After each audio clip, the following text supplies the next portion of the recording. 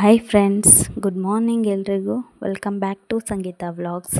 ಇವತ್ತು ನಾನು 9 ಗಂಟೆಯಿಂದ ವ್ಲಾಗ್ನ ಸ್ಟಾರ್ಟ್ ಮಾಡಿದ್ದೀನಿ. ಆಲ್ರೆಡಿ ನಾನು ನಮ್ಮ ತಂಗಿ ಮನೆ ಕೆಲಸ ಎಲ್ಲ ಮುಗಿಸ್ಕೊಂಡ್ವಿ. ಹಾಗೆ ದೇವ್ರ ಪೂಜೆ ಕೂಡ ಮಾಡಿದೆ. ನಮ್ಮ ಚಿನಿಮಾ ಮತ್ತು ನವ್ಯ ಆಟ ಆಡ್ತಿದ್ದಾರೆ. ಅವ್ರನ್ನ ಸ್ವಲ್ಪ ಆಟಾಡಿಸಿ ನೆಕ್ಸ್ಟ್ ನಾವು ಅಡುಗೆಗೆ ರೆಡಿ ಮಾಡ್ಕೋಬೇಕು. ನೋಡಿ ಇಬ್ಬರು ಹೆಂಗೆ ಆಡ್ತಿದ್ದಾರೆ. ನೆಕ್ಸ್ಟ್ ನಾವು ಅಡುಗೆಗೆ ರೆಡಿ ಮಾಡ್ತಾಯಿದ್ದೀವಿ. ನಾವಿವತ್ತು ಹೂಕೋಸಿನ ಪಲ್ಯ ಮತ್ತು ಚಪಾತಿ ಮಾಡಬೇಕು ಅಂದ್ಕೊಂಡಿದ್ವಿ. ಸೊ ಅದಕ್ಕೆ ರೆಡಿ ಮಾಡ್ತಾಯಿದ್ವಿ. ಇವತ್ತು ಈ ರೆಸಿಪಿನ ನಿಮ್ಮ ಜೊತೆ ಶೇರ್ ಮಾಡೋಣ ಅಂದ್ಕೊಂಡಿದ್ದೀನಿ. ನೋಡಿ ಫ್ರೆಂಡ್ಸ್, ನಾನು ಆಲ್ರೆಡಿ ರೆಡಿ ಮಾಡ್ಕೊಂಡಿದ್ದೀನಿ. ಈರುಳ್ಳಿ, ಟೊಮ್ಯಾಟೊ, ಬೆಳ್ಳುಳ್ಳಿನ ಮಿಕ್ಸಿಗೆ ಹಾಕ್ಕೊಂಡು ಪೇಸ್ಟ್ ಮಾಡ್ಕೋಬೇಕು.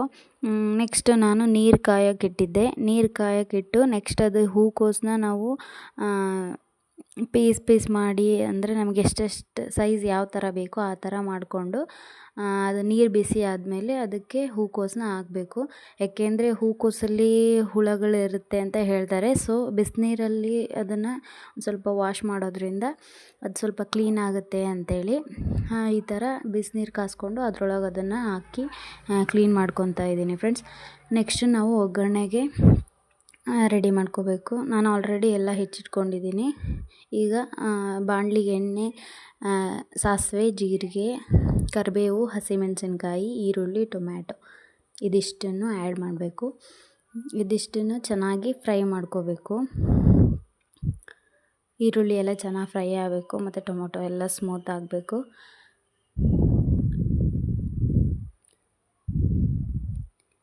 ಇದು ಚೆನ್ನಾಗಿ ಫ್ರೈ ಆದಮೇಲೆ ನಾವು ಮಿಕ್ಸಿಗೆ ಇಟ್ಕೊಂಡಿದ್ವಲ್ಲ ಅದನ್ನು ಆ್ಯಡ್ ಮಾಡಬೇಕು. ಈ ಪೇಸ್ಟ್ನ ಆ್ಯಡ್ ಮಾಡಿ ಚೆನ್ನಾಗಿ ಫ್ರೈ ಮಾಡ್ಕೋಬೇಕು. ಇದ್ರ ಜೊತೆ ಚೆನ್ನಾಗಿ ಮಿಕ್ಸ್ ಮಾಡಿ ಇದು ಹಸಿ ವಾಸನೆ ಹೋಗೋವರೆಗೂ ಚೆನ್ನಾಗಿ ಫ್ರೈ ಆಗಬೇಕದು. ನೆಕ್ಸ್ಟ್ ಅದಕ್ಕೆ ಅರಿಶಿನ ಪುಡಿ ಹಾಕಬೇಕು. ಅರಿಶಿನ ಪುಡಿ ಹಾಕಿ ಚೆನ್ನಾಗಿ ಮಿಕ್ಸ್ ಮಾಡಿ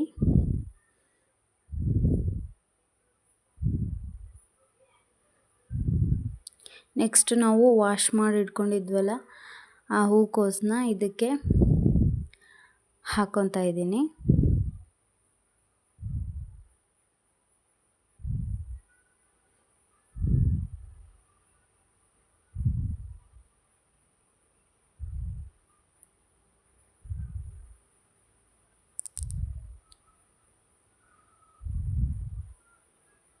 ನೋಡಿ ಫ್ರೆಂಡ್ಸ್, ನಾನು ಈ ಸೈಜಲ್ಲಿ ಇಷ್ಟು ಮಾಡ್ಕೊಂಡಿದ್ದೀನಿ. ನಿಮಗೆ ಇನ್ನೂ ಚಿಕ್ಕಗೆ ಬೇಕಂದರೆ ಇನ್ನೂ ಚಿಕ್ಕಗೆ ಕಟ್ ಮಾಡ್ಕೋಬೋದು.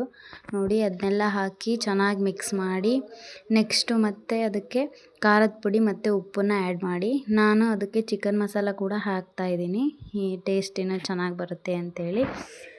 ನೋಡಿ ಫ್ರೆಂಡ್ಸ್, ಚಪಾತಿ ಮಾಡೋಕ್ಕೆ ಬಿಡ್ತಿಲ್ಲ ನಮ್ಮ ಚಿನಿಮಾ. ನಮ್ಮ ತಂಗಿಯಲ್ಲಿ ಚಪಾತಿ ಮಾಡೋಕ್ಕೆ ಮಣೆ ಹಾಕಿದ್ದಾಳೆ. ಅದ್ರ ಮೇಲೆ ಹೋಗಿ ಕೂತ್ಕೊಂಡಿದ್ದಾಳು ಅವಳೇ ಚಪಾತಿ ಮಾಡ್ತಾಳಂತೆ.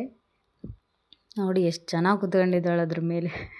ಫ್ರೆಂಡ್ಸ್, ಪಲ್ಯ ರೆಡಿ ಆಗಿದೆ. ಇವಾಗ ನೆಕ್ಸ್ಟ್ ಈಗ ಚಪಾತಿ ಮಾಡ್ಕೊತೀವಿ.